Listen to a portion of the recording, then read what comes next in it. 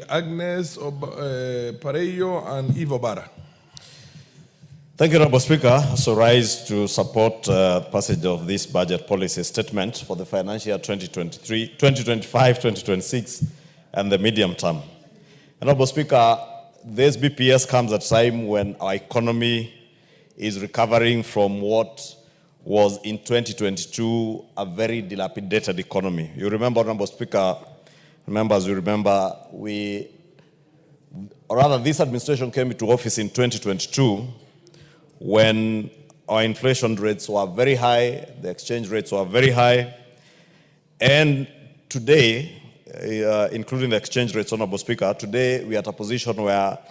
now the inflation rate is at an average of about 3.5 in 2025 February,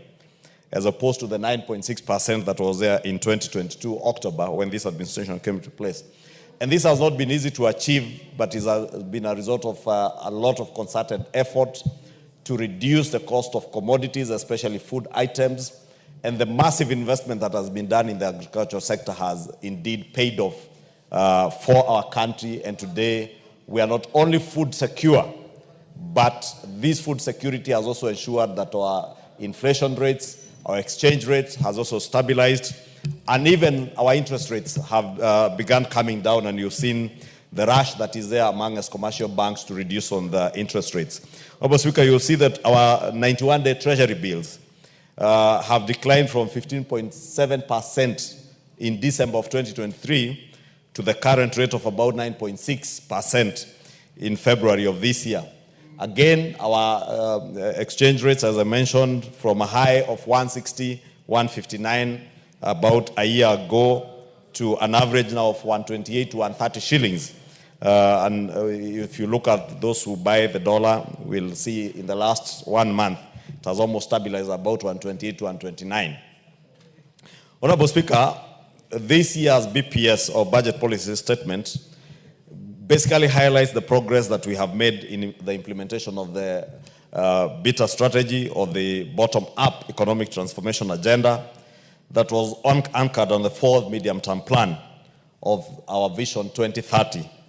And that tells you, Honorable Speaker, that we continue being consistent in pursuit of the Vision 2030 and ensuring that all our medium-term plans fit into the bigger goal and vision of 2030. Honorable Speaker, the National Treasury, when they submitted this budget policy statement this year, members will note, and I believe, even as I thank our Deputy Speaker for able leadership of the Liaison Committee and the entire Liaison Committee that has considered this BPS together with our departmental committees, they will appreciate that this BPS has been prepared in the backdrop of an economy that is rising, an economy that is recovering steadily and stabilizing. And indeed, we can now proudly say that our economy has stabilized. The debt challenge that we had is also being addressed very well, and I'm happy that even this budget policy statement has laid very good or special emphasis on fiscal consolidation to reduce our public debt vulnerabilities, while providing fiscal space to deliver on essential goods and services, especially in ensuring that we have adequate funds to roll out the development agenda that we have promised the people of Kenya. And I am happy that even as we assert we have stabilized our economy, we are also opening up the fiscal space to be able to roll out development programs. And I must also use this opportunity to thank and recognize the efforts I have seen even from the Office of the Comptroller of Budget. Honorable Speaker, recently when we said that there are issues in the Comptroller of Budget's office in terms of accountability, when they do well, we also recognize, and I must recognize the work that I saw her roll out yesterday in terms of establishing a framework on approval processes that will ensure counties and county governments are able to access money, and the approval process is seamless. And it is clear the criteria on which approvals are made from that office, so that governors and county government officers are not extorted by officers in that office, because it is a fact of life that extortion has been going on. But I am glad I saw yesterday that action has been taken following those calls that we made in this House, Honorable Speaker. and also in ensuring that there's a criteria set in terms of approval, even for development work,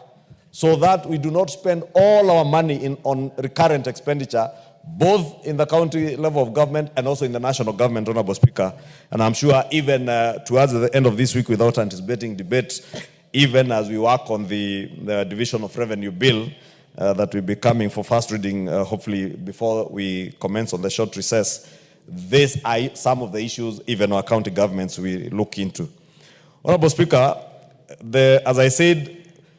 the efforts to bring down our public debt are quite evident, and people will bear me witness that our public debt is on a downward path that is consistent with our debt anchor as passed by this House and our colleagues in the Senate. I've said this, Honorable Speaker, that this BPS is anchored on those two issues of fiscal consolidation and proper management of our debt vulnerability. And Honorable Speaker, on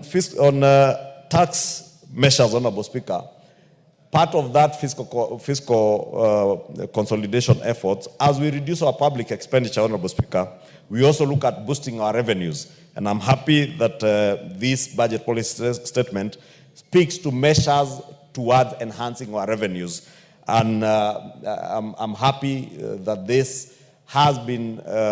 brought to us as a combination of tax administrative matters, not just increment of taxes, tax policy reforms that include strengthening our tax administration to enhance compliance in order to expand our tax base, but also more importantly, to reduce our tax expenditures, Honorable Speaker. And in reduction of tax expenditures, Honorable Speaker, members will remember even last year's finance bill had very good measures on reducing tax expenditure. Very good measures. Because tax expenditure, Honorable Speaker, at the end of the day benefits more of business people than the consumer. And especially in the area of value-added taxation. Because that is the area that we are most vulnerable in terms of high tax expenditures. Because you find so many exemptions on VAT and other taxes that ought to benefit consumers but end up only benefiting the traders and business community. And Honorable Speaker, I am glad that the National Treasury has seen the need to ensure that we minimize on tax expenditures while also leveraging on technology. And I must speak to this, Honorable Speaker, because we have been told over the years we will leverage on technology to enhance revenue mobilization and revenue collection, but we never see it coming.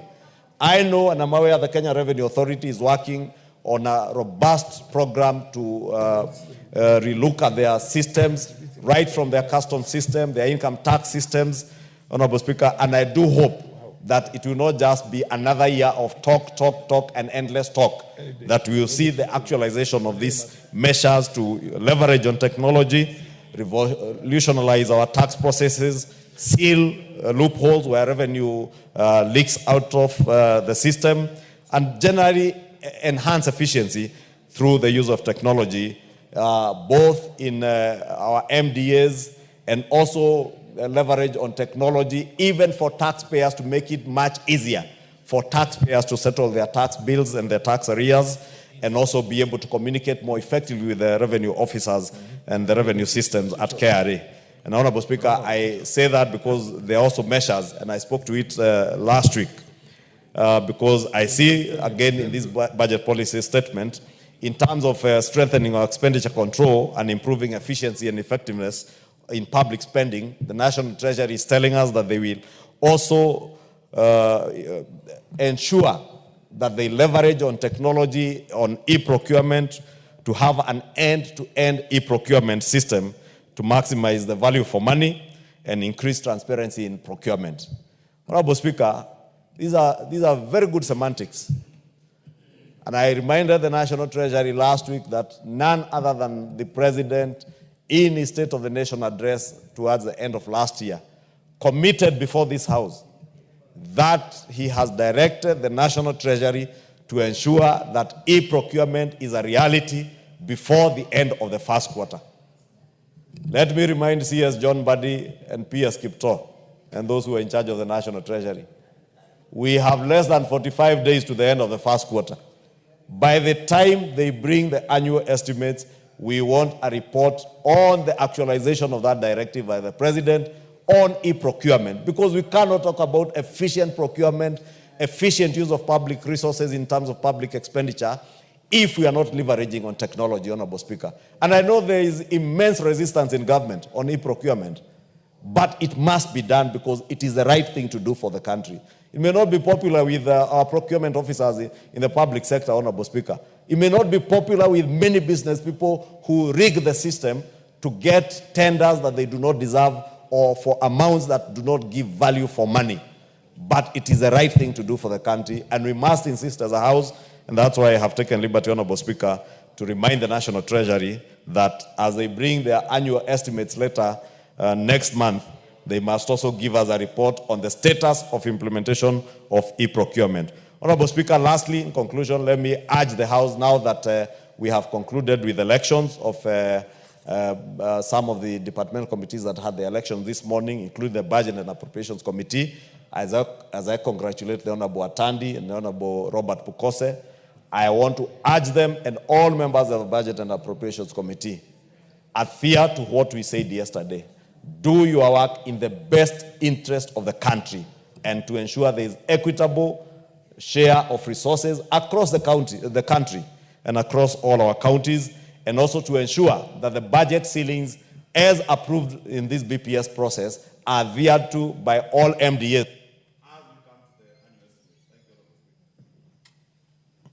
The Honorable Parejo Agnes, followed by the Honorable Obara Eve. Thank you, Mr. Speaker, for giving me this opportunity to support the liaison report on the budget policy statement.